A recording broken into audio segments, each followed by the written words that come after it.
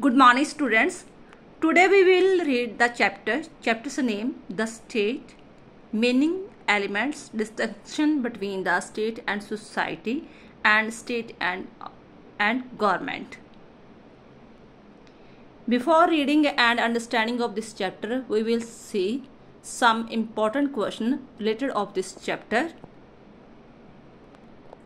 As we know that this chapter is very important and every year हर साल university इस chapter से question डालती है जैसे लाइक है डिफाइन स्टेट एंड डिस्कस इस एसेंशियल एलिमेंट्स।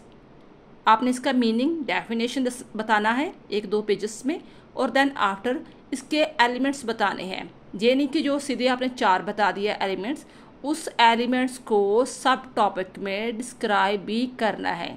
कई बार बच्चे कह देते हैं कि हमने तो किया था अटैम्प्ट वगैरह लेकिन हमारे प्रॉपर नंबर नहीं आए, तो रीज़न यही हो जाता है कि जिस प्रकार क्वेश्चन पुट किया आप उस प्रकार आंसर अटैम्प्ट नहीं कर पाते।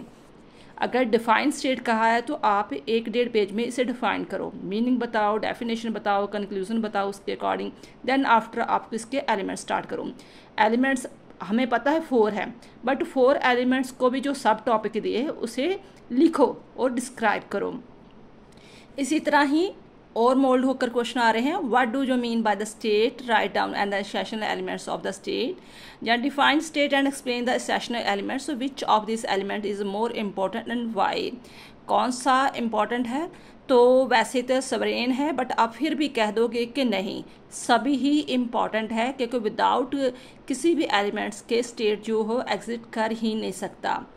और एक और टॉपिक आता है आपका कि आपने डिस्टिंक्शन बताना है स्टेट एंड सोसाइटी के बीच में या स्टेट एंड गवर्नमेंट के बीच में। ठीक है, इस प्रकार आपके क्वेश्चन आ रहे हैं।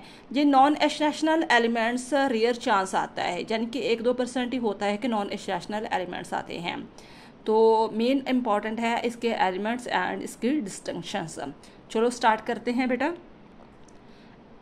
जैसे कि हमें क्वेश्चन पुट किया गया है कि इसका डिफाइन क्या है, मीनिंग क्या है, तो कहता है the state is the most powerful, supreme, omnipotent and the sovereign institution, and every individual living in the state is bound to obey its order. The traditional political scientists regard the state as a center to study of the politics. Dr. Asirvadam states the state is the most universal and most powerful of all social institutions where human beings live together for any length of time. There we find organization and authority, and where we find organization and authority there we have the nucleus of the state. State क्या है? State एक ऐसी चीज़ है जो सभी institution से ज़्यादा powerful है। इंस्टीट्यूशन और भी हो सकती है, रिलीजियस से रिलेटेड हो सकती है, इकोनॉमिकली इंस्टीट्यूशन हो सकती है, कल्चर इंस्टीट्यूशन हो सकती है, वॉलंटियर इंस्टीट्यूशन हो सकती है, बट जो स्टेट है वो सबसे ज़्यादा पावरफुल, सुप्रीम, ओमनिपोटेंट एंड सवरेन वगैरह है। तो आशीर्वाद में जो ट्रेडिशनल पॉलिटिकल वाले थे वो अपनी जो बुक लिखते थे पॉलिटिक्स से रिलेटेड, राजनीति से रिलेटेड, उसमें स्टेट के बारे ही मैक्सिमम लिखा जाता था, यही इसका जो सेंट्रल आइडिया होता था। आशीर्वाद ने कहा है कि देखो जहाँ पर भी कोई सोशल इंस्टीट्यूशन पाई जाएगी, ठीक है, और वो लॉ एंड ऑर्डर के से रिलेटेड होगी, कोई भी सोशल इंस्टीट्यूशन जो लॉ एंड ऑर्डर के द्वारा चलती होगी उसे हम स्टेट कह सकते हैं। तो और आगे थोड़ा एक्सप्लेन किया है कि स्टेट क्या है। The state has a coercive power. Coercive power होती है जो दबाव पाने वाली शक्ति होती है, जिसे आपको मानना ही पड़ता है, अगर नहीं मानते तो आपको पनिशमेंट मिल सकती है। ठीक है, जो धार्मिक गुरु आपको कह सकता है कि ऐसे नहीं ऐसे करो, बट वो मानना ना मानना हमारी मर्जी होती है। लेकिन स्टेट कोई कानून बना देता है कि आपने मान लो हेलमेट पहनना ही पहनना है, राइट हैंड चलना है, ठीक है, आपने टैक्स पे करना ही करना है।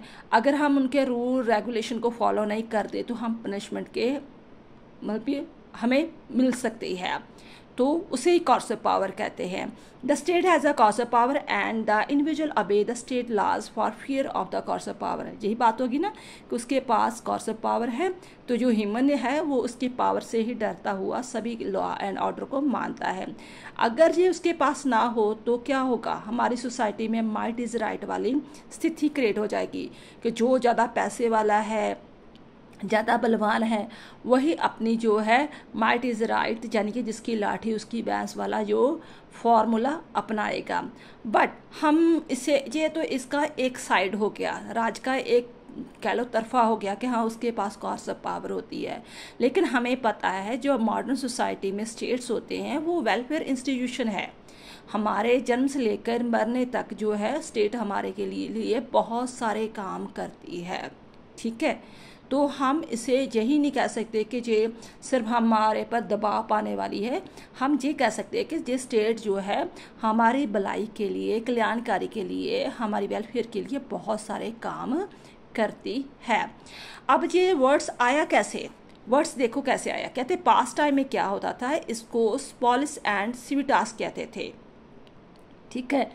पॉलिस एंड सिविटास जिसका मतलब होता था सिटी स्टेट, ठीक है। बट आपको पता है अब छोटे छोटे कोई शहर नहीं रह गए, जैसे आपका कोई लोकल गांव होगा, शहर होगा, ऐसा नहीं रह गया। अब तो बहुत बड़े बड़े नेशन स्टेट्स हो गए हैं, ठीक है।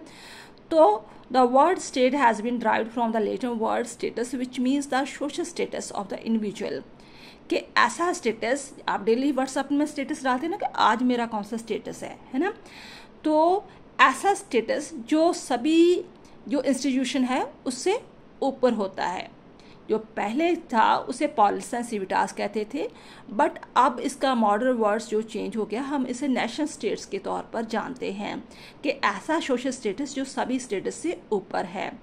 तो मैकावली ने पहली बार यानी कि जो स्टेट टिपिकली वर्ड्स है वो यूज़ किया। उसने अपनी बुक में ये वर्ड्स यूज़ किया था, बुक उसकी थी द प्रिंस, उसमें ये वर्ड यूज़ किया। तभी से ही यानी कि 16वीं सदी से ही कह लो, तब ये वर्ड्स जो फेमस हो गया। कई कहते हैं कि इसका जो गलत वर्ड्स भी यूज़ करते हैं, जैसे हम अपने प्रांत को ही कह देते हैं जे मेरा पंजाब स्टेट है, जे हरियाणा है, जे राजस्थान है ना, उसे भी हम स्टेट बोल देते हैं, बट वो प्रोविंस होता है। प्रोविंस कई जो कहते हैं हम in common parlance the word state is also use a province, nations, government, country, society, but ये सही वर्ड्स नहीं है, ठीक है।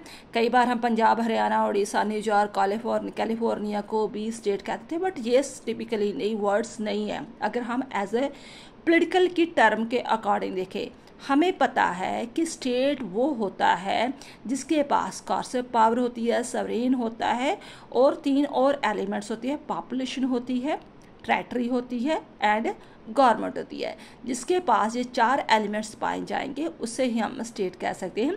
ये अगर मैं पंजाब की एग्जांपल ले लूँ, ठीक है, पंजाब के पास पॉपुलेशन भी है, टेरिटरी भी है, गवर्नमेंट भी है, लेकिन सवरेन नहीं ना। सवरेन तो सेंटर के पास है, जिनके कॉन्स्टिट्यूशन के पास है, इंडिया के पास है।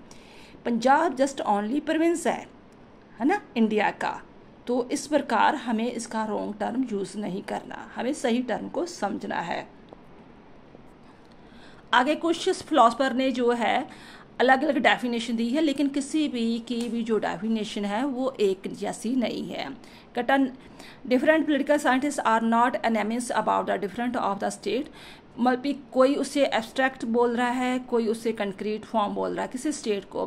जैसे मार्क्सिस्ट है उसे क्लास ऑर्गेनाइजेशन कह रहे हैं, जो मॉडर्न पॉइंट ऑफ व्यू वाले हैं वो कहते नहीं ये तो वेलफेयर स्टेट है। यानी कि अलग अलग विद्वान के अलग अलग जो थे थॉट्स, विचार थे स्टेट को लेकर।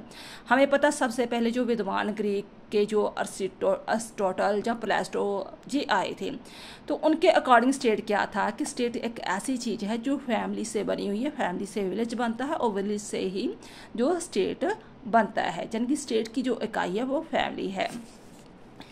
इसी प्रकार वुड्रो विल्सन कहता है कि स्टेट उसे कहते हैं जहाँ पर पॉपुलेशन एक फिक्स टेरिटरी पर ऑर्गेनाइज्ड होती है, ठीक है। स्टेट हम उसे कहते हैं जहाँ पर एक निश्चित टेरिटरी पर, एक क्षेत्र पर लोग बसे होते हैं कि सिस्टमेटिकली उनका अपना कोई law and order, rule regulation होते हैं। इसी प्रकार ही आपको जो डेफिनेशन और इजी लगती है आप लिख सकते हो, 3 डेफिनेशन बहुत होती है, इनफ होती है। गार्नर कहता है कि स्टेट का मतलब क्या है। The state as a concept of political science and public law is a community of persons more or less in numerous permanently occupying the definite portion of the territory independent or nearly so of external control or possessing an organization government to which greater body of the inhabitant render habitual obedience. Garner की definition में सभी चीज़ें आ जाती है। कहता है वो ऐसी स्टेट हम वहाँ उसे कहते हैं जहाँ पर जो कुछ पर्सन है, कम्युनिटी के लोग होते हैं, वो निश्चित टेरिटरी पर बसे होते हैं, किसी लॉ एंड ऑर्डर को मानते हैं, किसी गवर्नमेंट के द्वारा उनका जो जीवन है सिस्टमेटिकली चलता है, तो बाहरी जहाँ अंदरूनी दखलंदाजी से वो आज़ाद होते हैं। तो कहने का भाव कि उसने चारों तत्वों का जो एलिमेंट्स है उसे डिस्क्राइब कर दिया है। तो कंक्लूजन क्या निकलता है डेफिनेशन के अकॉर्डिंग कि after deeply studying the various definition of the state as given above we conclude that the state is an assemblage of political organised. Understand करना कि स्टेट क्या है, is an assemblage of political organised of people who permanently reside on the definite territory, have their own government, whose laws are obeyed by them as a habit, and they are completely free from any sort of control, both internal and external. So for this reason, इन सभी definition और meaning को देखकर हमें पता है कि इसके 4 elements निकलते हैं। 4 एलिमेंट्स कौन से हैं? Population, fixed territory, government and sovereignty. तो फर्स्ट ऑफ ऑल हम पढ़ेंगे इसकी पॉपुलेशन। जरूरी नहीं एलिमेंट के तौर पे ही आपका क्वेश्चन आए, इसे वो फीचर्स भी बोल सकता है, करैक्टरिस्टिक्स भी बोल सकता है, ठीक है, इंपॉर्टेंट पार्ट्स वगैरह भी कह सकता है एग्जामिनर। अब देखो पॉपुलेशन में क्या चीज़ें आती हैं, ये नहीं कि मैंने पॉपुलेशन लिख दिया और इसी को ही एक्सप्लेन कर दिया, इसके बीच जो सब टॉपिक है उसे भी अंडरस्टैंड करना जरूरी है। पॉपुलेशन क्या है? Population is the first important element of the state because we can think of the existence of state. अगर पॉपुलेशन ही होगी तो फिर स्टेट किस बात का, किस पर वो लॉ एंड ऑर्डर लगाएगा, किसके लिए वेलफेयर का काम करेगा, है ना। पॉपुलेशन होना जरूरी है। तो all the political scientist without an exception have recognise population as a necessary characteristics of the state. तो अब इसके आगे इसके सब टॉपिक आते हैं कि इसका साइज ऑफ पॉपुलेशन क्या होना चाहिए, रीजनेबल पॉपुलेशन क्या होनी चाहिए, कंपोजिशन कैसी होनी चाहिए पॉपुलेशन की, फिक्स जो चीज़ें हैं 3-4 पॉइंट्स इसके सब टॉपिक आते हैं। तो इतने बड़े को देखकर डर मत जाना, जस्ट आपने मेन चीज़ें करनी है। जैसे गार्नर कहता है कि कम से कम थोड़े बहुत लोग होने चाहिए, ठीक है, जो वहाँ पर सर्वाइव अच्छी तरह अपने टेरिटरी पर कर सके।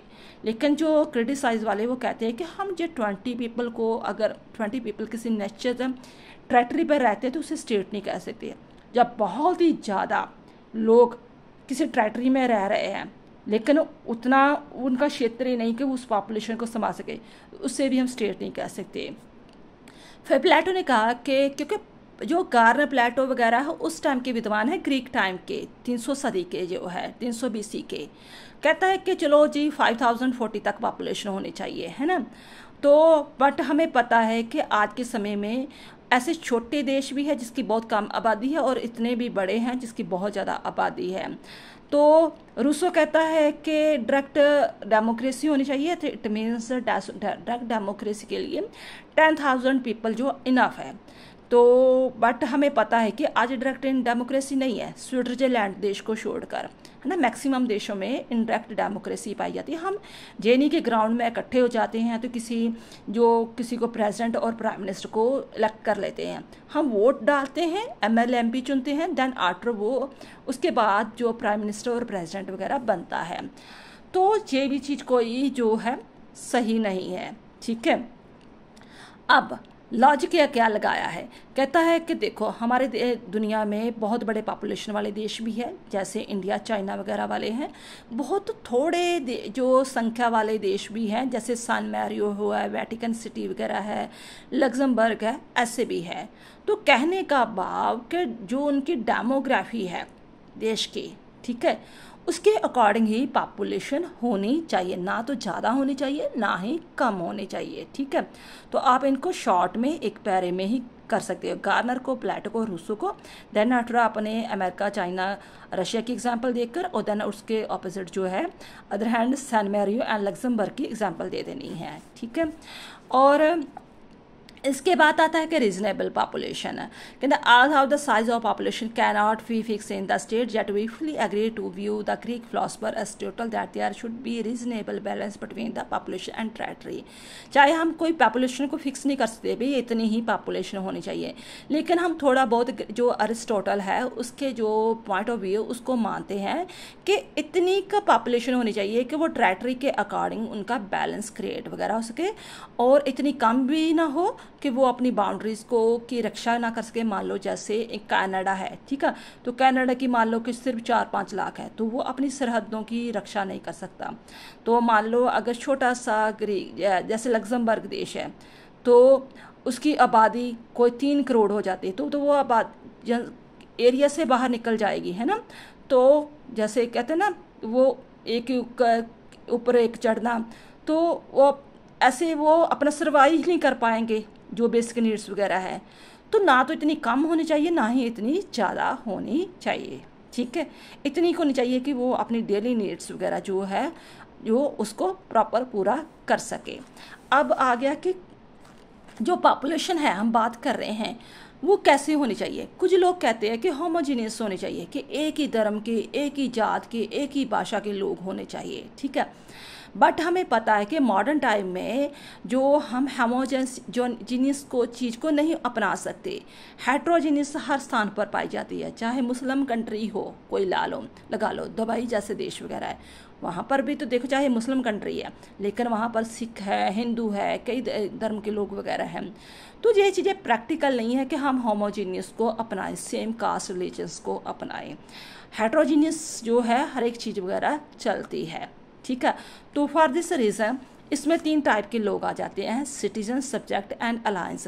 सिटीजन वो होते हैं जिनको पॉलिटिकल राइट्स मिलते हैं, जैसे वोट डालने का, एडमिनिस्ट्रेशन ऑफ स्टेट में पार्टिसिपेट वगैरह करने का, है ना। तो सब्जेक्ट वो होते हैं जो वोट नहीं डालते, पॉलिटिकल जो राइट्स वो इंजॉय वगैरह नहीं करते। तो अलायंस वो होते हैं जो जस्ट हमारे देश में मान लो घूमने फिरने आते हैं ट्रिप के तौर पर, ठीक है, और बाद में घूम फिर के चले जाते हैं। तो हर पॉपुलेशन में 3 टाइप के लोग पाए जाते हैं। ये तो हो गया आपका पॉपुलेशन का टॉपिक कंप्लीट, कि इसके बीच में आपने स्टेट साइज ऑफ पॉपुलेशन, जो reasonable population and composition of population की बात करनी है, और देन आफ्टर ये बता देने हैं कि 3 टाइप्स के पर्सन किस प्रकार होते हैं। अब हम बात करेंगे उसी तरह ही फिक्स टेरिटरी की कितनी होनी चाहिए। कहता है कि फिक्स टेरिटरी इज़ जरूरी है ना, is the second important element of the state. एक एग्जांपल दी है इज़राइल की। इज़राइल का तो अब सभी ने किसी न किसी ने नाम सुना होगा कि यूक्रेन, इज़राइल जो रशिया का जो वार वगैरह चल रहा है। कहता 1948 से पहले जो ज्यूस होते थे वो पूरी दुनिया में फैले हुए थे, उनके पास पॉपुलेशन भी थी, सवरेन भी थी, गवर्नमेंट भी थी, लेकिन बेचारों के पास एक निश्चित टेरिटरी वगैरह नहीं थी। फिर अमेरिका ने उसकी हेल्प की और जो मिडिल ईस्ट के बीच में एक प्लेस दिया, वहाँ पर इज़राइल कंट्री उनकी बना दी। तब ये देश 1948 में होंद में आया। तो टेरिटरी का मतलब क्या होता है, टेरिटरी में क्या चीज़ें आती है। टेरिटरी में लैंड हो सकती है, वाटर, एयर, स्काई, सब कुछ इसमें आता है। इवन के जो समुद्र का एरिया होता है, सी कोस्ट का 12 माइल्स तक होता है, वहाँ तक देश अपना झंडे को, फ्लैग को जो है लहरा सकता है, ठीक है। उनकी अपनी एम्बेसी वगैरह भी होती है। अब साइज ऑफ टेरिटरी कितना होना चाहिए, there is no unanimity among the scholar. अब वही जहाँ पर भी वही चीज़ आ जाती है कि सभी स्कॉलर की सेम थ्योरी नहीं है कि जो टेरिटरी है कितनी होनी चाहिए, ठीक है। सभी कहते हैं छोटी होनी चाहिए, कई कहते हैं छोटी होनी चाहिए, कई कहते हैं नहीं बहुत बड़ी होनी चाहिए, ठीक है। फिर वही आगे के प्लेटो, अरिस्टो, रूसो था, वो कहता है कि हाँ छोटी होनी चाहिए, लेकिन वो उस टाइम की बात कर रहे हैं जब ट्रांसपोर्ट एंड कम्युनिकेशन की जो बात नहीं चलती थी, है ना। तो बाद में जब 16-17 एज के बाद जो था, सेंचुरी के बाद इंडस्ट्रियल एरिया आया, ट्रांसपोर्ट कम्युनिकेशन जो फैली, तब तो क्या जितने बड़े स्टेट है तो उसको हैंडल किया जा सकता है ना। तो कहता है कि अब क्या है, state has become comparably easy in addition of this state with the exist territory as a general rule बस सफिशेंट नेचुरल सोर्स, उसके पास नेचुरल सोर्स वगैरह भी होने चाहिए ताकि अपने लोगों के लिए वो सर्वाइव पूरी तरह कर सके। तो मैक्सिमम जो देश है वो प्रेफरेंस करते हैं कि हमारा जो स्टेट बड़ा होना चाहिए ताकि हम अपने लोगों के जो बेसिक नीड्स है, ठीक है, अपनी स्टेट से ही वो पूरी कर सके। अब देखो हमारी दुनिया में like Russia, China, United state, America, Brazil, Canada, Australia की तरह, इंडिया की तरह ऐसे देश भी हैं जिनकी टेरिटरी बहुत बड़ी है। इसके बिल्कुल ऑन द अदर साइड ऐसे देश है जैसे वेटिकन सिटी है, मोनाको है, जो बहुत ही छोटे छोटे पाए जाते हैं, ठीक है। तो हम ये फिक्स भी नहीं कर सकते कि जो टेरिटरी कितनी होनी चाहिए। कहने का भाव कि इतनी हो कि वो अपने लोगों का सर्वाइव अच्छी तरह कर सके। हाँ, अब आ गया नेचर ऑफ द टेरिटरी कैसे होनी चाहिए। वो फर्टाइल होनी चाहिए, रिच माइंस होनी चाहिए। क्यों? क्योंकि अपने पीपल को प्रॉस्पेरिटी दे सके। तो बाउंड्रीज कैसी होनी चाहिए? देखो बाउंड्री आर्टिफिशियल भी हो सकती है, तो मैन मेड वगैरह, नेचुरल वगैरह भी हो सकती है। तो कहते हैं हमारे देश में जो इंडिया और पाकिस्तान में या इंडिया और चाइना में प्रॉब्लम्स क्यों क्रिएट होती है, इसी के कारण होती है कि हमारी जो आर्टिफिशियल वगैरह है, अगर नेचुरल होगी, ठीक है, तो हमारे जो प्रॉब्लम्स है बाउंड्री को लेकर, जो मेरा क्षेत्र है या तेरा है, वो थोड़ा जा कह लो कि जो युद्ध है, जो लड़ाई झगड़ा है, वो कम हो जाएगा। अब गवर्नमेंट कैसी होनी चाहिए? आपको पहला पता है कि गवर्नमेंट क्या होती है। गवर्नमेंट क्या होती है? जो स्टेट के विल को एक्सप्रेस करती है, स्टेट की इच्छाओं को पूर्ति करती है कि लोगों के लिए क्या कुछ करना चाहिए, उसे हम गवर्नमेंट कह देते हैं। तो गवर्नमेंट के जो है गवर्नमेंट क्या करती है? People can not organise themselves without the help of the government regulate the mutual relation of the people, maintain law and order with the territory of the state and protect it from the external invasion. एक तो हमारे अपने देशों के लोगों में law maintain करती है और बाहरी हमलों की रक्षा भी करती है। और गवर्नमेंट के ऑर्गन्स कितने होते हैं? 3 होते हैं, लेजिस्लेचर, एक्सिक्यूटिव एंड जुडिशरी वगैरह होते हैं। फॉर्म कैसी कैसी हो सकती हैं? कोई मनार्की भी हो सकती है जैसे इंग्लैंड की, या अरिस्टोक्रेसी हो सकती है जैसे हिटलर ने की थी, डेमोक्रेसी हो सकती है जैसे इंडिया की है, डिक्टेटरशिप की हो सकती है, रिपब्लिकन, यूनाइटरी, फेडरी, पार्लियामेंट्री, प्रेसिडेंशली जैसे अमेरिका की है, ठीक है। डिपेंड करता है उनके अपने देश पर कि वो कौन सी फॉर्म को पसंद करते हैं। कहता the function of the government is merely to run the administration of the state. उसका काम क्या होता है? कि देश के प्रबंध को चलाना। अब 4th पार्ट आ गया जो सबसे इम्पॉर्टेंट वगैरह है। तो कहता है sovereign is the 4th important element of the state. Many scholar regard sovereignty as the most important attribute of the state. देखो मैंने पहले भी कहा था कि जरूरी नहीं कि आपको एलिमेंट ही लिखा आए, आपको एट्रीब्यूट लिखा भी आ सकता है। तो फिर मत कहना कि हाँ ये तो हमारे सिलेबस में जो चैप्टर ही नहीं था, ठीक है, एट्रीब्यूट कहाँ से आ गया। इसलिए मैं यही कहती हूँ कि स्टार्टिंग से लेकर एंड तक वीडियो को जरूर देखो। Sovereignty is the supreme power of the state which makes its the highest and the most powerful institution. A state possessing sovereignty commands obedience both from the individual and the other institution. State के पास एक ऐसी power होती है जिसे हम सवरेन कहते हैं, जिसके द्वारा वो दूसरों को तो हुक्म देता है, ठीक है, तो लोगों को मानना भी पड़ता है, बट आप किसी का हुक्म नहीं मानता कि उसके ऊपर हम हुक्म नहीं दे सकते। But is did not bound accept the order of the any institution. It is because of the sovereignty of the state that it can not be force to accept the order from the other state. Example India की दी गई है कि जैसे मान लो India था, है ना, इंडिया के पास पॉपुलेशन भी थी, इंग्लैंड की एक गवर्नमेंट भी चल रही थी, टेरिटरी भी था, लेकिन हम क्यों अपने 200 साल तक स्ट्रगल करते रहे, क्यों आंदोलन चलता रहा कि हमें प्रभुसत्ता दी जाए, सवरेन दिया जाए कि हम अपने देश को खुद चलाएंगे, कोई हमारा इंटरनल और एक्सटर्नल जो इंटरफियर वगैरह नहीं होगा। अब इंटरनल एंड एक्सटर्नल सवरेनिटी क्या होती है? इंटरनल ये होता है बेटा कि मान लो इंडिया है, इंडिया का कोई भी प्रांत जहाँ इंस्टीट्यूशन ये नहीं कहेगी कि मैं इंडिया के रूल रेगुलेशन को मानता ही नहीं हूँ, ठीक है, जहाँ डोमिनेट हो जाए इंडिया पर, ऐसा नहीं हो सकता, ठीक है।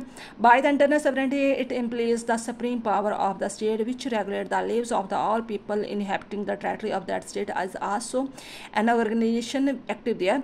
State is empowered to issue any type of the order to such people organization. They have to obey such commands of the state. In this connection, Professor H. Lasky states that the state can order all the people and organization living or working with the territory of the state, but in the return, it doesn't accept the order from any individual organization. अब external sovereignty क्या होती है कि हम कोई भी बाहरी देश के प्रभाव के अधीन नहीं हैं, ठीक है, कि हमें जैसे यूएसए या कह लो चाइना या रशिया या कह लो पाकिस्तान कहे कि तुम इंडिया वाले ऐसे नहीं ऐसे करो. वो हमारी मर्जी है कि हमें कहाँ पर बेनिफिट होता है कि हम उसके अकॉर्डिंग रूल रेगुलेशन अपने मानेंगे. हाँ, कुछ जो हम इंटरनेशनल ट्रीटीज़ जो होती हैं उनको फॉलो करते हैं, जहाँ हम किसी जैसे यूएनओ के मेंबर हैं उस चीज़ को फॉलो करते हैं. वो भी इस चीज़ के लिए फॉलो करते हैं क्योंकि उसके द्वारा जो फॉलो करना हमारे देश की भलाई के हित में है. For this reason by external sovereignty we mean that the state is not under the control of any other state of the organisation. It is the architect of its own fate and doesn't permit any other state of the foreign power to order to influence. आगे है कई लोग कहते हैं, criticise करते थे कि देखो आप यूएनओ के मेंबर हो, इंटरनेशनल ट्रीटीज़ को माननी पड़ता है या कुछ भी है, तो बट हम वो अपने देश के हित को ध्यान में रखकर मानते हैं. जहां हमें लगे कि नहीं हमारे देश के हित में, तो हम वो ट्रीटी को तोड़ भी सकते हैं. तो आइडिया ऑफ द कई कहते हैं कि जो स्टेट जो सवरेन है वो एक मिथ है. तो कैसे मिथ है वो भी देखते हैं. पहली बात तो मैं थोड़ा सा ये रिक्वेस्ट करना चाहूँगी कि मैं बहुत फास्ट पढ़ाती हूँ. रीज़न ये है कि अगर मैंने धीरे धीरे पढ़ाना शुरू कर दिया तो आपकी वीडियो 30 मिनट की नहीं 1 घंटे की चले जाएगी. क्योंकि क्लास में अगर जब मैं लेक्चर लेती हूँ तो मैं सिर्फ एक ही टॉपिक को कंप्लीट करवाती हूँ, ठीक है, 35-40 मिनट्स में, क्योंकि मेरे पास बहुत सारा टाइम होता है. लेकिन मुझे लगता है कि आपके पास कई बच्चों के लिए डाटा की प्रॉब्लम आ जाती है कि डाटा इतना नहीं होता कि वो 1-2 घंटे की वीडियो देख सके. फॉर दिस रीज़न थोड़ी सी स्पीड रखती हूँ. अगर आपको कोई प्रॉब्लम आ रही है कि मैं इतना फास्ट ना पढ़ाऊँ, थोड़ा स्लोली पढ़ाऊँ, तो आप कमेंट बॉक्स में लिख सकते हो. चलो नेक्स्ट देखते हैं कि कई लोग ये क्रिटिसाइज़ करते हैं कि देखो जो आप कहते हैं ना सवरेन है, प्रभुसत्ता है आपके पास, आपने अपनी मर्जी से काम करते हैं. ये एक अब आपके टुडेक्स टाइम के दौरान ये एक मिथ रह गई है. रीज़न क्या बताते हैं कि जो बड़ी पावर्स होती है जैसे जैसे यूएसए हो गया, रशिया हो गया, ये क्या करती है दूसरों देशों में थ्रेट टू इंटरनल पीस को लेकर ये ऐसे बहाना बनाकर, ठीक है, दूसरे देशों में दखलंदाजी दे देती है, ठीक है, तो उसके देश का तख्ता पलटा देती है. एग्जाम्पल दी है जैसे यूएसए ने एंड नाटो ने जो था वो कोसोवो यूगोस्लाविया में इंटरफियर किया था, और सुदामा की जो थी जो सद्दाम हुसैन था, ठीक है, उसका भी तख्ता पलटाया था. तो जैसे रशिया कर रहा है, यूक्रेन पर हमला कर रहा है ना, तो अब फिर किस स्टेट की आप बात कर रहे हो कि जो जिसकी माइट इज राइट वाली, फिर वही बात चल रही है. तो कंक्लूजन हम क्या करेंगे? After reading the view written above we come to the conclusion that the population, fixed territory, government and sovereignty are the 4 essential element of the state, and in the absence of any of one of these, the state cannot exist. Because of this, these are the known as the essential element of the state. Except the state, no other organization has these the 4 elements, and because of this fact, the state is a superior to all other organization. The state can give order to all other organization where it itself is not bound to obey the order of any other organisation. जी आपका एक topic हो गया complete. Next topic करेंगे non national elements of the state. ये कई बार आ जाता है, ठीक है, कि 1-2% चांस वगैरह होते हैं. सपोज करो कि आपने एक यूनिट का एक चैप्टर छोड़ दिया, तो यही चैप्टर किया है, तो ये भी अगर आपने टॉपिक छोड़ दिया तो फिर आपका लॉस होगा. फॉर दिस रीजन मैं सभी टॉपिक आपको कंप्लीट करवाऊंगी. थैंक्स बेटा.